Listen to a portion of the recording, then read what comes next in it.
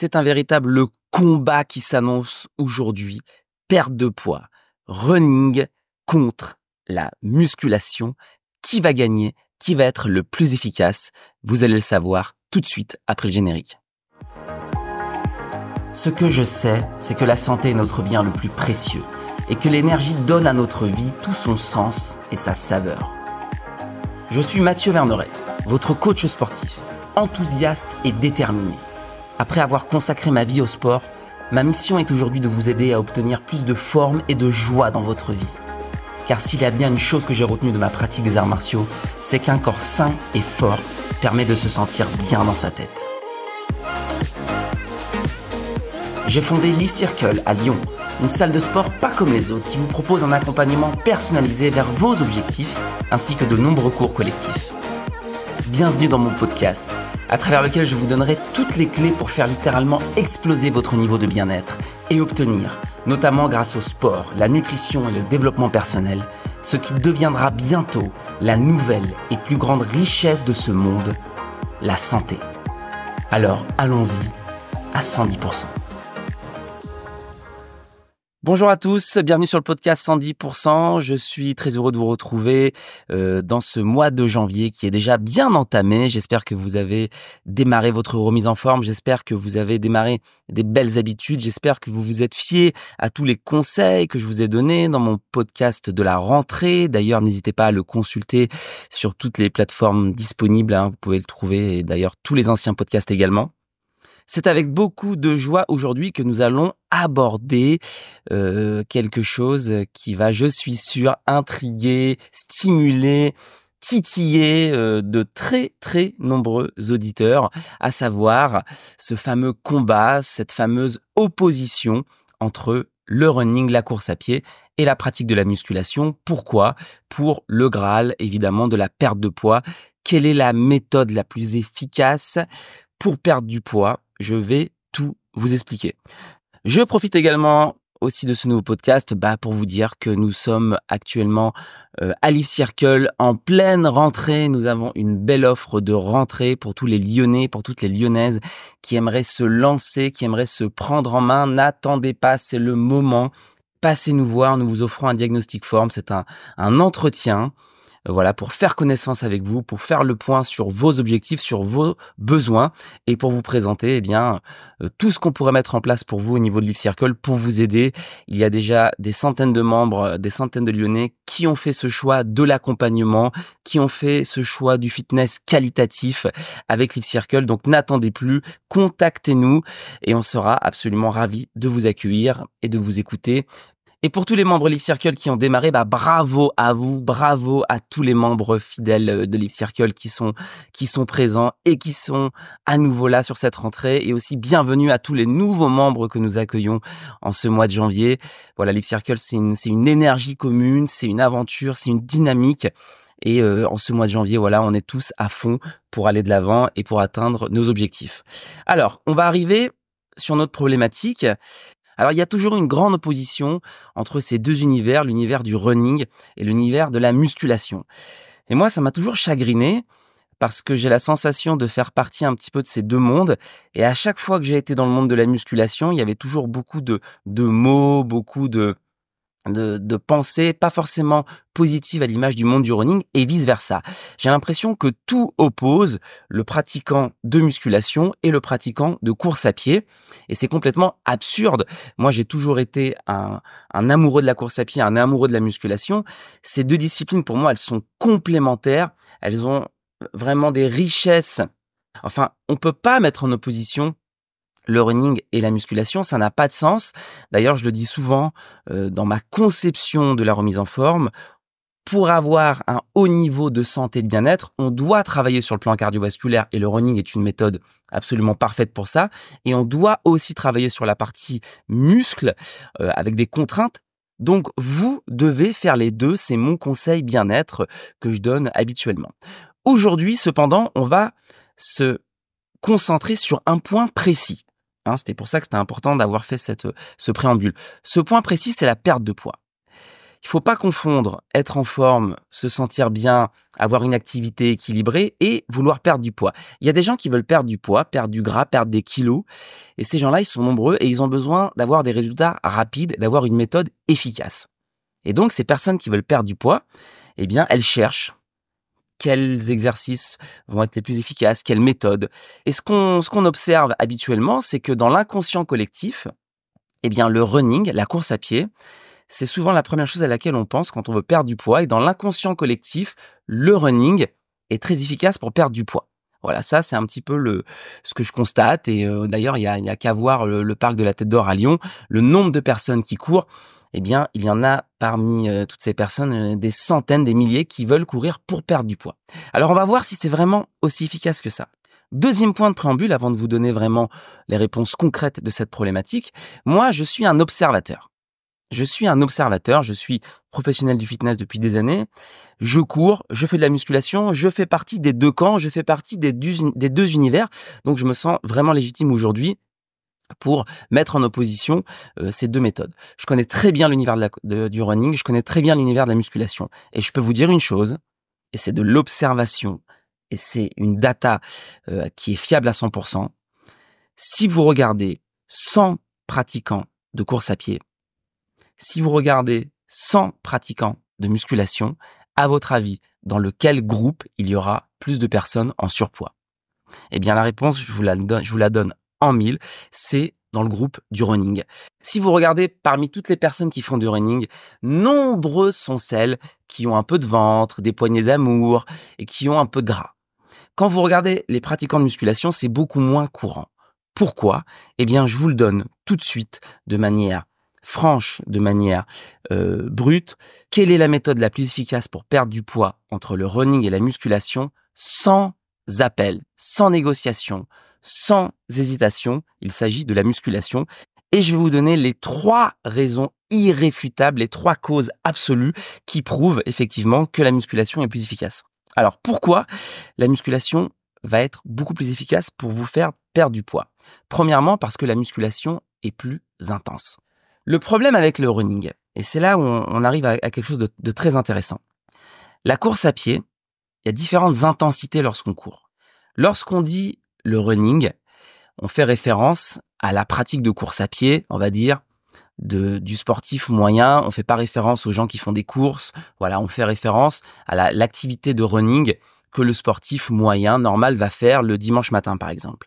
Eh bien, il se trouve que cette activité de course à pied que les gens ont l'habitude de pratiquer, en fin de compte, ce n'est pas de la course à pied à haute intensité, c'est du footing.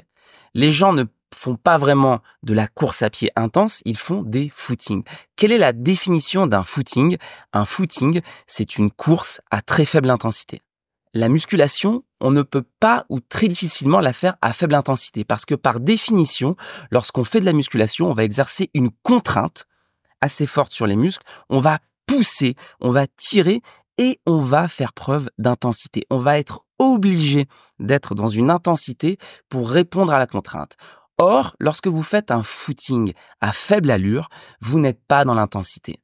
J'expliquerai après comment la course à pied peut aider à perdre du poids, mais il faut savoir que dans le milieu sportif, l'endurance de base, c'est-à-dire le niveau de course à pied moyen qui permet de stimuler l'endurance, là je vais être un peu technique, mais ça correspond à peu près à 60% de votre VMA.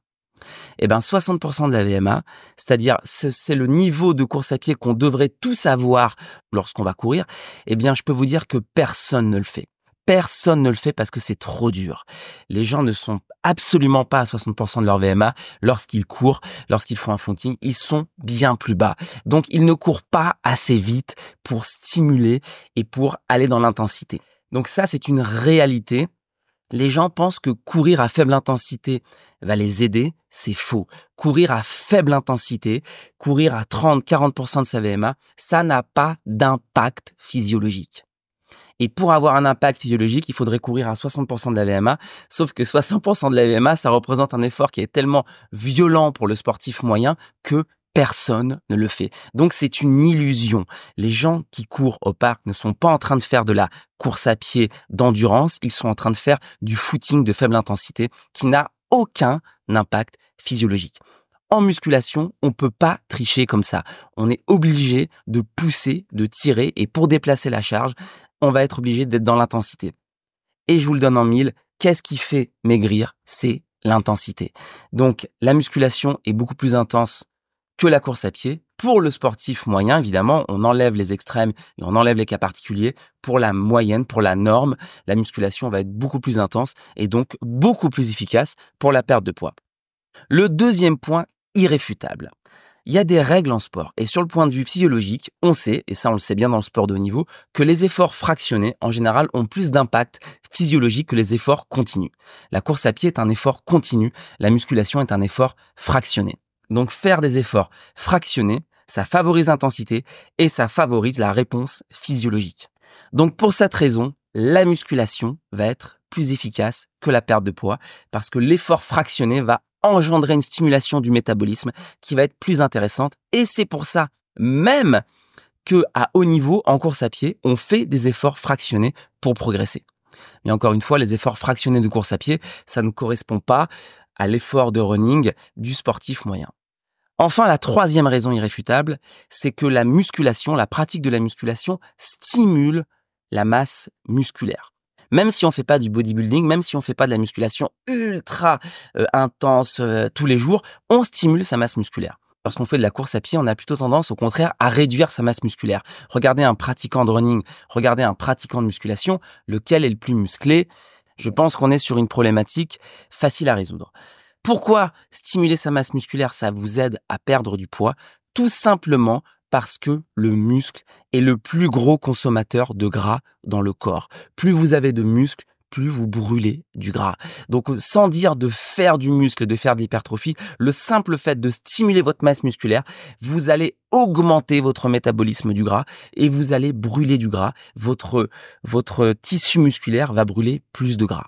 En course à pied, ça va être l'inverse. On va réduire sa masse musculaire et on va réduire son métabolisme musculaire par rapport à ça. Voilà les 3 raisons pour lesquelles c'est indiscutable. C'est indiscutable. Toute personne, enfin, les gens, vous pouvez pas savoir, mais tout coach qui a un minimum de connaissances physiologiques sur son activité, sait que l'intensité engendre la perte de poids, sait que les efforts fractionnés sont plus efficaces et sait que la masse musculaire permet d'augmentation du métabolisme. Donc, pour ces 3 raisons, la musculation est normalement, logiquement, beaucoup plus efficace que le running pour perdre du poids. Donc, si vous avez besoin de perdre du poids aujourd'hui, il ne s'agit pas de dire que la musculation, c'est mieux que le running. Non, je l'ai dit, c'est complémentaire. Les 2 activités ont leur richesse respective. Simplement, pour perdre du poids, il n'y a pas photo. Il n'y a pas photo. Faites de la musculation et vous perdrez du poids plus facilement. Je vous donne 2 points bonus qui vous expliquent un petit peu pourquoi aussi la musculation, c'est plus facile de perdre du poids avec la musculation. Parce que pour perdre du poids, on doit stimuler son métabolisme 3 fois par semaine. C'est une règle de base. C'est plus facile de perdre du poids quand on fait 3 séances de sport par semaine que quand on en fait une, ça paraît logique. Faire 3 séances de musculation par semaine, c'est plus facile à envisager, c'est plus facile à faire que 3 sorties de running. Pourquoi? Parce que lorsqu'on fait de la musculation, on cherche à travailler tous les muscles. Et donc, sur 3 séances, on va pouvoir faire 3 séances différentes en travaillant des muscles différents. Ça va être plus varié, ça va être plus ludique. Et ça va être plus facile de faire plus de séances. Faire 3 sorties de running par semaine, on est déjà sur une démarche qui est beaucoup plus poussée en termes d'investissement, de charge mentale. Regardez autour de vous les gens qui font 3 sorties de running par semaine. C'est pas le sportif moyen qui fait 3 sorties de running par semaine. C'est très compliqué à envisager. 3 séances de muscu par semaine à la salle, en revanche, c'est beaucoup plus jouable. Un autre avantage de la musculation pour faire ces 3 séances, c'est qu'on va pas être dépendant de la météo. Donc, quand on sait l'importance de s'entraîner 3 fois par semaine de manière hyper régulière, ne pas être dépendant de la météo, c'est aussi un plus. Alors, je sais que je vais sur les réseaux sociaux, là, je vais me faire allumer par les pratiquants de course à pied, parce que, et ça, c'est malheureux, mais ça, c'est assez humain, quand les gens sont enfermés dans une discipline, ils se persuadent que tout le reste est nul. Et ça, c'est un phénomène que je trouve absolument pathétique, qu'on retrouve dans certains groupes en sport, le running, le crossfit, la musculation, enfin voilà. Il y a des gens qui aiment tellement leur discipline, qu'ils considèrent qu'elle répond à tous les problèmes et que le reste est nul. Mais c'est pour ça que je vais vous donner quand même effectivement les clés pour perdre du poids avec le running parce que évidemment c'est possible. Je n'ai pas dit qu'il n'était pas possible de perdre du poids avec la course à pied. Ma thèse, c'est que la musculation est plus efficace et plus facile. Voilà. Donc évidemment qu'on peut perdre du poids en courant, évidemment qu'il y a des pratiquants qui perdent du poids en courant et je vais vous donner justement les clés pour perdre du poids avec la course à pied. Premier élément, si vous voulez perdre du poids avec le running, il faut le faire 3 fois par semaine. Encore une fois, 3 sorties de running par semaine. Franchement, bon courage, c'est une grosse démarche. Le vrai truc, c'est que si vous voulez perdre du poids avec le running, il va falloir courir minimum à 60% de votre VMA. 60% de votre VMA, il y a grande chance que vous n'ayez jamais couru aussi vite de votre vie. Donc ça veut dire qu'il va falloir faire un test de VMA, déterminer votre allure, acheter une montre qui vous permet de le faire et ensuite vous forcer à courir au-delà de ce seuil. Eh bien, je peux vous dire que quand vous l'aurez fait 2 fois, vous aurez compris que le faire 3 fois par semaine de manière durable, c'est quasiment impossible pour le sportif moyen. Et vous comprendrez pourquoi la musculation est beaucoup plus accessible finalement.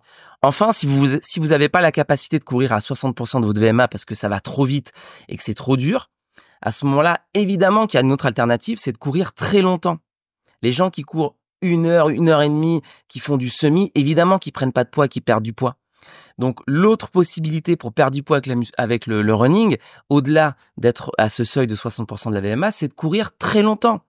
Mais qui va aller courir 1 heure, 1 heure et demie, 3 fois par semaine? On change de monde.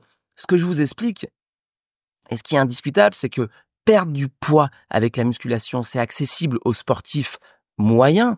Et c'est pas du tout péjoratif ce que je dis. Le sportif moyen, c'est tout le monde, c'est les gens qui ont une vie, qui ont une famille et qui n'ont pas envie de consacrer non plus 2 heures par jour à leur activité sportive. Perdre du poids avec la musculation, c'est facile, c'est accessible, c'est efficace. Perdre du poids avec le running, il va falloir faire 3 sorties par semaine, soit au-delà du seuil de 60% de VMA, soit au-delà de 45 minutes, 1 heure de course. À ce moment-là, vous n'êtes plus un sportif moyen si vous faites ça. Vous devenez un pratiquant de running, vous devenez un runner. Donc, perdre du poids avec le running, oui, mais pour ça, il faut devenir un runner. Perdre de poids avec la musculation, oui, mais vous n'êtes pas obligé de devenir un bodybuilder pour ça. Comprenez bien que moi, je suis un amoureux de la course à pied et un amoureux de la musculation. J'aime la course à pied, je cours depuis que je suis enfant. Je trouve que c'est un effort qui est merveilleux. Je trouve que courir, c'est un des plus beaux efforts du monde. Ça permet de s'oxygéner, ça permet d'aérer son esprit, ça permet de s'évader, ça permet de couper. Donc voilà, ce que j'ai voulu dire aujourd'hui simplement, c'est que ne courez pas pour perdre du poids, c'est pas très efficace. Courez pour les raisons que je viens d'évoquer. Courez parce que la course à pied, c'est magique, que c'est magique pour votre corps, pour votre âme, pour votre bien-être. Mais arrêtez de courir pour perdre du poids, vous perdez votre temps. Et la musculation, évidemment, que c'est une discipline aussi que j'adore, qui est incroyable parce que ça permet de renforcer son corps, ça permet d'enlever les douleurs, d'améliorer sa posture. C'est complémentaire à la course à pied. Et en plus, c'était le thème du jour, c'est ultra efficace pour perdre du gras. Donc oui, faites de la musculation pour votre posture, pour vos douleurs et aussi pour perdre du poids. Voilà, j'espère que ce podcast vous a plu. Donc le grand gagnant du jour, il n'y a pas de discussion, c'est la musculation. Je referai certainement ce format de podcast et on ira opposer 2 autres disciplines, 2 autres types d'exercices. Ça peut être sympa comme exercice. C'est ce que j'ai fait aujourd'hui entre la musculation et la course à pied pour perdre du poids. Attention, n'oubliez pas le pour perdre du poids parce qu'il n'y a pas lieu de les opposer autrement. Et j'espère que ça vous a plu. J'espère que vous avez appris des choses et j'espère que je vous ai donné envie de faire de la musculation pour perdre du poids et du running aussi pour vous faire du bien. Faites les deux, c'est complémentaire. Si vous avez besoin de vous entraîner, que ce soit un programme global avec de la musculation et aussi du running, je vous fais une prise en charge complète. Je vous donne des conseils sur tous ces aspects-là. Ça se passe à Live Circle. Votre diagnostic form est offert. Passez me voir et on pourra parler de tout ça. Et pour les membres Live Circle qui font de la musculation, continuez. Et en plus, on va relancer certainement la section running au printemps parce qu'on est des amoureux de la course à pied aussi à Live Circle. Et donc voilà, on est l'image et on est l'exemple que les 2 disciplines peuvent cohabiter ensemble et pour le bonheur et la santé de ses pratiquants. Voilà, je vous dis à très bientôt pour un nouveau podcast. Avant de nous quitter, je vous demande un petit geste qui va vous prendre 2 secondes, 5 secondes, mais qui va faire un bien fou à ce podcast. Si vous pouvez liker ce podcast, mettre une étoile si vous êtes sur Spotify, mettre un like sur YouTube, si vous êtes sur le blog de Life Circle, mettre un petit commentaire. Voilà, c'est un petit geste pour vous qui permet au podcast de grandir et surtout d'être diffusé. Donc je vous remercie sincèrement pour ce petit geste voilà, qui nous apporte énormément d'aide au niveau du podcast 110% et aussi au niveau de Life Circle. Merci à vous par avance. On se retrouve très bientôt pour un nouveau podcast. Je vous souhaite une magnifique suite de rentrée, une magnifique suite de mois de janvier. Prenez soin de vous, faites de la musculation, courez, soyez heureux bien dans votre corps et bien dans votre tête. Je vous embrasse et je vous dis à très bientôt. C'était Mathieu. Ciao.